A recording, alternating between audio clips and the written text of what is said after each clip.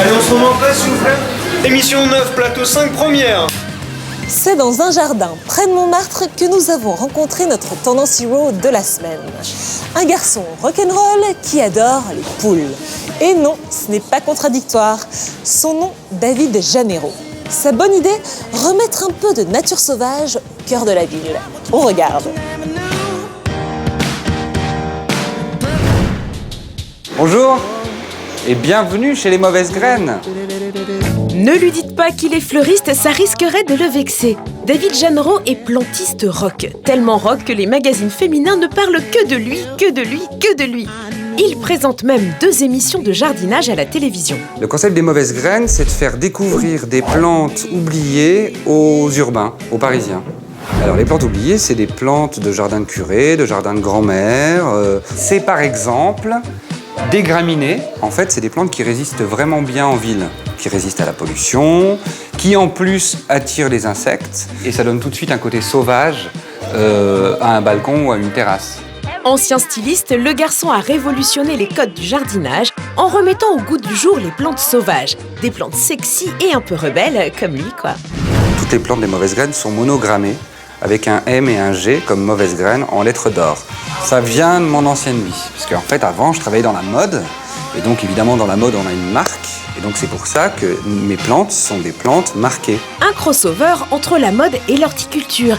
David a réussi son coup, sa boutique cartonne. Tout le monde veut sa petite plante de balcon monogrammée. Et là c'est plus des plantes d'intérieur un peu étonnantes. Aussi l'idée c'est de remettre au goût du jour des plantes que tout le monde a connues chez ses grands-parents. Par exemple, ça, c'est une plante, les feuilles sont en forme de cœur, donc c'est assez beau, c'est assez poétique. Ici, vous ne trouverez pas d'orchidées, de roses ou de tulipes, mais... Du bégonia, qui est la plante typique, la plante de vieille par excellence, sauf qu'en fait, c'est super joli, parce que celle-ci, elle est rouge dessous, et elle a plein de petits poils, et elle fait des belles fleurs rouges. En allant chercher des plantes de vieille, comme il dit, David Janeiro ravive en nous des souvenirs d'enfance. Mon grand-père avait un jardin ouvrier, il était cheminot, il conduisait les trains. Et donc quand j'étais enfant, j'allais au jardin avec lui. Et quand j'ai eu 40 ans, j'en ai eu vraiment marre de la vie de modeux. Et j'avais envie de retourner à des vraies choses, à des vraies valeurs. Et j'avais envie de me faire un vrai plaisir et de le faire partager aux autres. Cette enfance dans le jardin ouvrier de son grand-père, David Janeiro la transpose aujourd'hui dans les faubourgs de Paris. Bon, maintenant je vous amène dans le jardin secret des mauvaises graines. On y va ? C'est caché dans une cour d'immeuble que nous découvrons son jardin. Ne comptez pas sur nous pour vous donner l'adresse, il nous a fait jurer de ne rien révéler. C'est une pépinière, c'est un endroit où on fait des tests de plantes pour voir si elles s'acclimatent bien à Paris, au climat parisien. Mes clients peuvent venir ici pour choisir leurs plantes, ils les voient comme elles sont ici et puis après on les met chez eux. Et oui, hors de question pour David d'acheter ses plantes à Rungis comme les autres fleuristes, il cultive la plupart de ses plantes lui-même ou se fournit chez des pépiniéristes à moins de 100 km de Paris. Poussant la logique écolo jusqu'au bout, David a même des poules. Allez, venez les filles. Vous allez le voir, une poule, c'est vachement pratique. Donc ça c'est Monique, ma poule nègre soie. J'ai aussi Edith qui est noire, qui est une poule hollandaise. Et en fait, dans le jardin des mauvaises graines, rien ne se perd. C'est-à-dire que quand on coupe des plantes, on en fait du compost et on lâche les poules pour qu'elles mangent les escargots, les limaces, des choses comme ça. Voilà, maintenant que vous avez compris pourquoi on adore David, on lui a demandé quelles étaient les 3 tendances à venir en termes de green attitude. Les 3 tendances que je vois venir, c'est la poule en ville, parce que la poule c'est le nouveau chat, c'est la poule de luxe.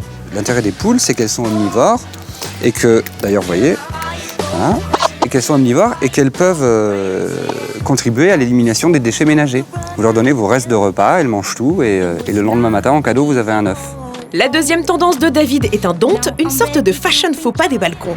Pour moi, la deuxième tendance, c'est le géranium qui est complètement mort. Parce que je pense qu'il ne faut plus de géranium sur les terrasses. Parce que je déteste le géranium. Parce que c'est un truc facile.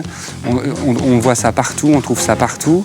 Et il y a tellement d'autres plantes qui sont aussi faciles de culture et d'entretien que le géranium qu'il faut sortir des choses conventionnelles, quoi.